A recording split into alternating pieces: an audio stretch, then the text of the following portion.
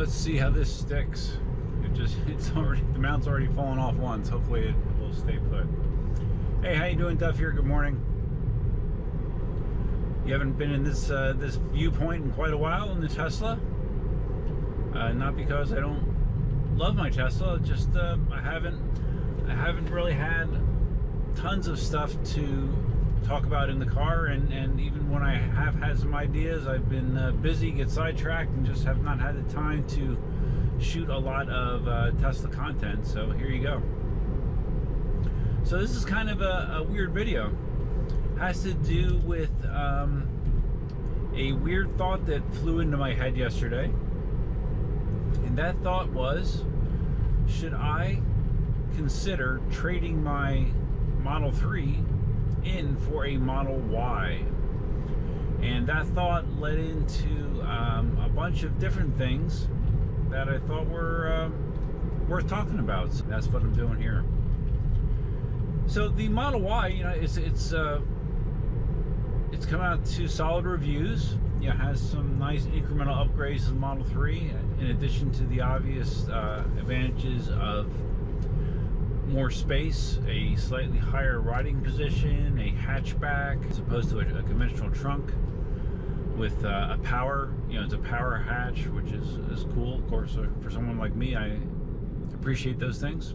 But I was all of a sudden yesterday, because you know, when the Y came out, I didn't really give any serious consideration to moving to the Y from a 3. But all of a sudden yesterday, I was giving it some consideration. My Model 3 has right around 25,000 miles on it. The tires, although they're still good, will probably need replacing in the next year or so, I would imagine. And I was curious what the numbers would look like if I priced out a Y. So I went on the Tesla site, and I picked just the base model car, the base Model Y, with white paint, normal wheels, the standard battery, which actually has slightly more predicted range than my SR Plus. The standard Model Y has a predicted range, I think, of 244 miles, I believe, whereas the SR Plus is only spec'd for 220, or no, 240. I'm sorry. Yeah, 240 miles in the SR Plus, I believe. Yes. So it's not a huge difference. It's basically the same now that I think about it. So when I priced out the car, I believe the MSRP on it was like $41,900 for the basis of base models that you can get on the Tesla site. So then the focus went to, okay, well, what would Tesla value my car at? Which was a interesting subject for me. So I punched in. Of course, Tesla has all the stats of my car, knows how many miles it has on it. They just basically ask you, if there's any body or mechanical damage of any sort. You know, my car is in pretty pristine condition. So you punch all that in, and it comes, and they ask you your payoff on the loan. Punch all that in, and it spits out a number. And that number on my 25,000 mile 2019 Model 3 was $32,400, which didn't make me all that excited. It was low enough that the next thing I did is I went to Carvana and punched in the car, because Carvana is good at giving you a pretty on-the-spot estimation for a car as well. For those of you that aren't familiar, Carvana is that service where you basically do the whole transaction over the internet and don't even talk to someone. You handle everything electronically, and if you're selling a car, if everything is approved, they will come and pick your car up for you. You don't really have to do a damn thing. Daniel, Katie's boyfriend, did this with his Mustang a couple years ago. So I punched the Tesla into there, my Model 3 into there, and I got a higher figure back. I think it was it might have been 34.5, 34.2, something like that. So it was like a couple grand more than what Tesla was offering me. And my initial reaction was, oh, okay, well, that's more, obviously.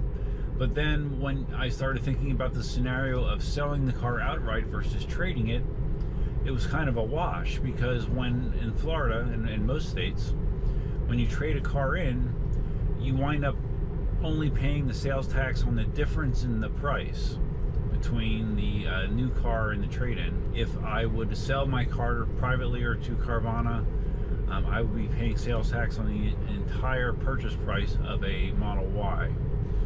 And it just so happens that the difference between those two scenarios was right around $2,000. So it was literally a wash if I would sell the car to Carvana versus trade it to Tesla.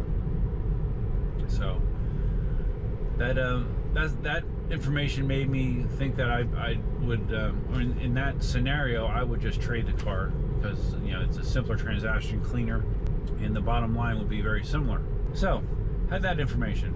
So when I got that number, like I said, I was a little disappointed in it, and I was trying to determine if Tesla gives you anything for full self-driving when you're trading the car in.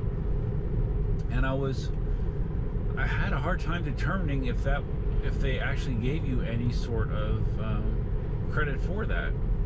It's not like full self-driving depreciates. Actually, full self-driving has appreciated since I bought my Model 3. I paid either $4,000 or $5,000. I have to look on the original transaction. Either $4,000 or $5,000 additional for full self-driving capability in this Model 3.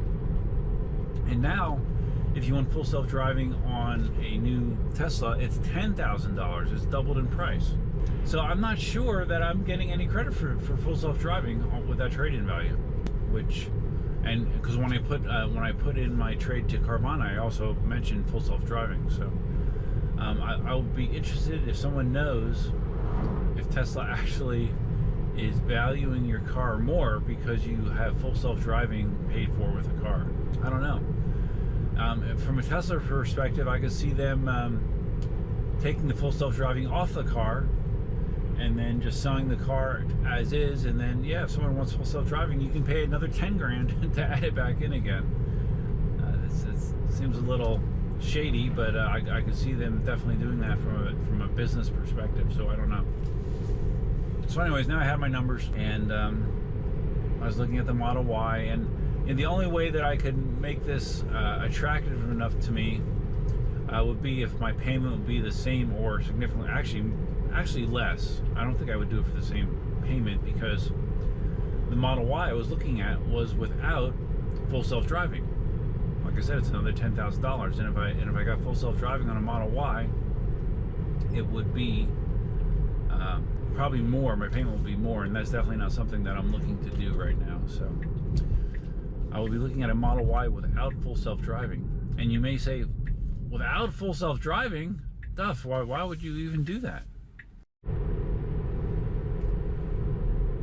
So full self-driving is cool, but doing this is just autopilot right here, just letting the car steer and control the acceleration and braking while driving. That is just autopilot. So that's something that all Teslas have. Now, full self-driving includes stuff like stopping for traffic control.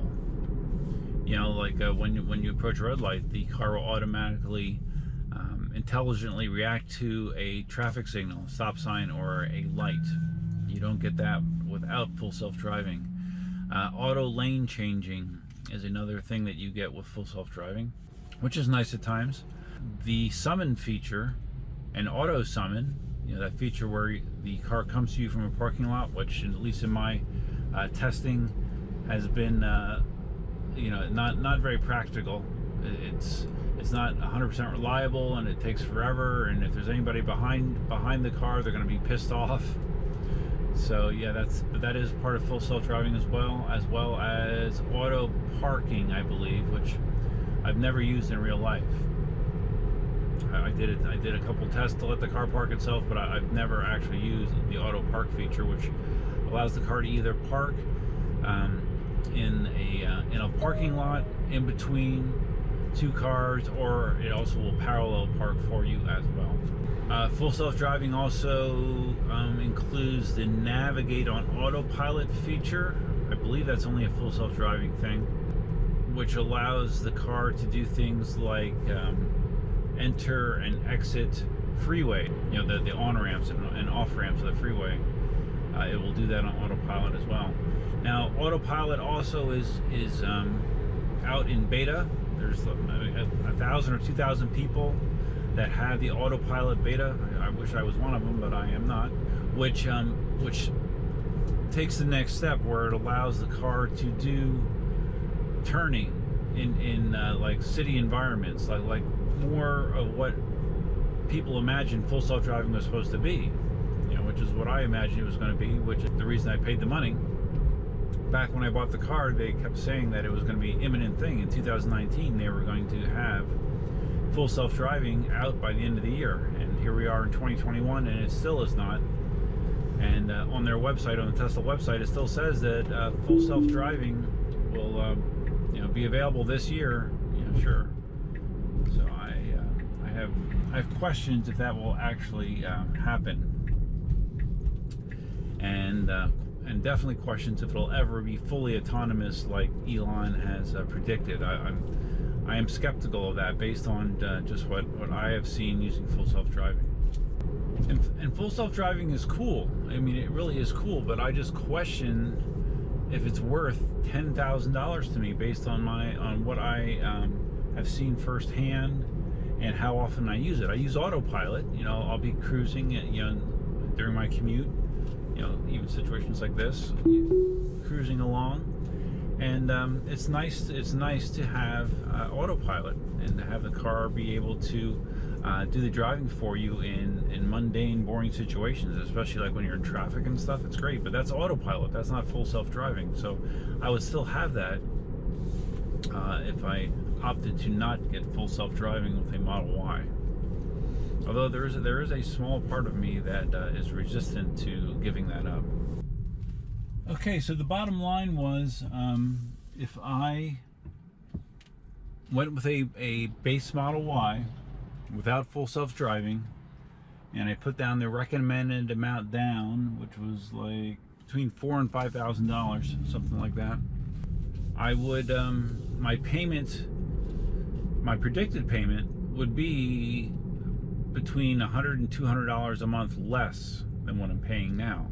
So that's attractive as well, but you're also signing up for another, you know, and that was with a 6-year loan. You're signing up for another longer term auto loan. So I don't know, you know, I was kind of up in the air about it, but then I stumbled across something on the internet where they said that there is a bill that's been reintroduced that they think has a good probability of passing, where they would reinstitute the federal tax credit for Tesla and General Motors.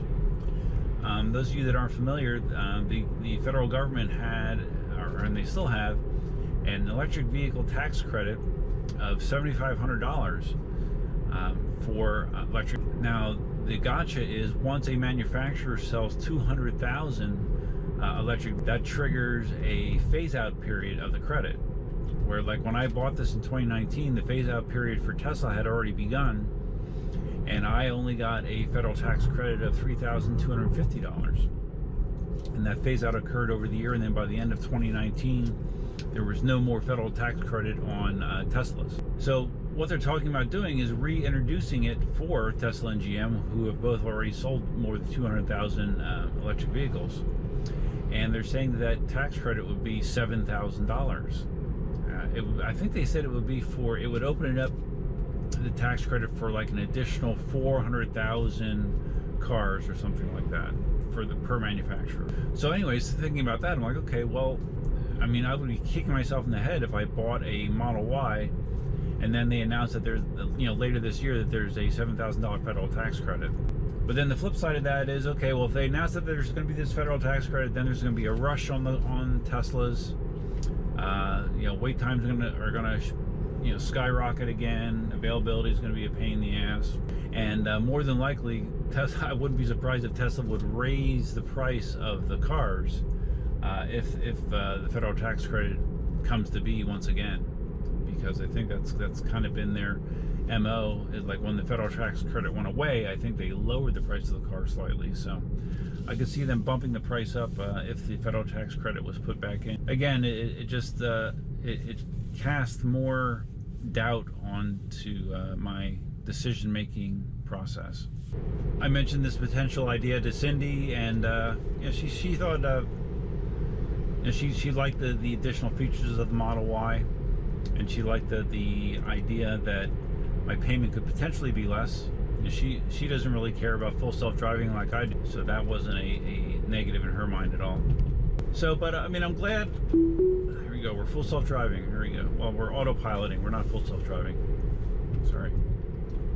But even in traffic like this, I mean, I have confidence in the car handling this situation very, very reliably. Of course, they do still have the steering wheel nag. You know, every 15 to 30 seconds, you have to interact with the steering wheel. You have to apply some side pressure.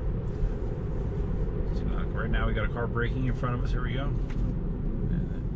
And that is one thing that autopilot / full self-driving does that I'm not a big fan of, the way that it handles braking sometimes. Brakes harder than if I was driving myself. It will speed towards an intersection, and even though the light is red, and then it always stops. It always stops, but I mean, it's pulling some strong negative G's at times to stop. It doesn't just kind of coast into the situation. I'm not quite sure why that is, but it is a consistent negative as far as the autopilot driving experience for me. Okay. Trucks turning, stopping. Okay, yeah. I don't know that I've really talked about the way that it interacts with the traffic signals at all, because they have improved it a little bit. It used to be when you went through a green light, you had to always interact with the car by either hitting the stalk or tapping the accelerator to indicate you want to go through. Now there's more intelligence built into it, where if you're close to another car and the car in front of you goes through the intersection of green light, the Tesla will as well. But if there's a significant gap, it will still prompt you to verify you want to go through the intersection. Like right now, okay, yeah, see, it's gonna stop because there's a big gap here between me and the car in front, so I just tapped on the gas. It's yellow, but we're close enough that the car has determined that we'll just go through it, which is the same decision I would have made, so that's good. Okay, so that's going to wrap up the video as we're letting the car stop us at an intersection right now. This stop isn't too bad. This isn't too hard. I just wanted to get this out there, just that this is something I've been thinking about. If you are familiar with my my history, you'll know that I do have a history of doing impulse buys at times, and the Model Y is feeling like an impulse buy. It's not something that I necessarily need to have right now. I just thought when I started throwing the numbers together, it was interesting that I could potentially save a little bit of my monthly payment and slide into a brand new, bigger Tesla with some additional features. So I don't know what'll happen. We'll see. I'm going to try to give myself a cooling off period. Sometimes when ideas like this strike, it seems really exciting at first, but when you sit on it a little bit, things kind of cool down, and you become more rational in your thinking, I guess. So I think that's what I'm going to be doing in this case. But if not, you'll be sure to know. So if you found this video interesting, like I said, I don't get to do much Tesla content lately. I do have another Tesla mod that's been sitting on my bench for a while that I need to do. Luckily, it's a very easy auto. There you go, turning, changing lanes by itself. It's a very easy mod that should take no longer than 5 minutes, but I haven't gotten around to filming it yet, but I will. So if you found this video interesting, please give it a big thumbs up. If this is your first time visiting the channel, please consider subscribing. There is a lot of Tesla videos on my channel. Just do a search for Tesla and you will see what I mean. Feel free to leave your comments, suggestions, ideas, and thoughts below. what do you think about going to a Model Y? And don't forget, I do still have my deposit on a Cybertruck. I do have my deposit on the Cybertruck, and I do still have visions of me selling or trading in my Tacoma eventually for a Cybertruck.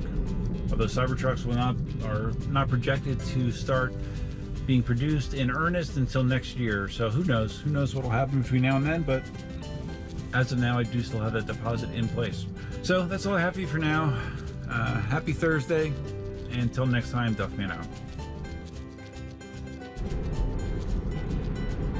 This thing still does not do great with the flashing yellow lights. The traffic control. Flashing yellow lights continue to confuse it.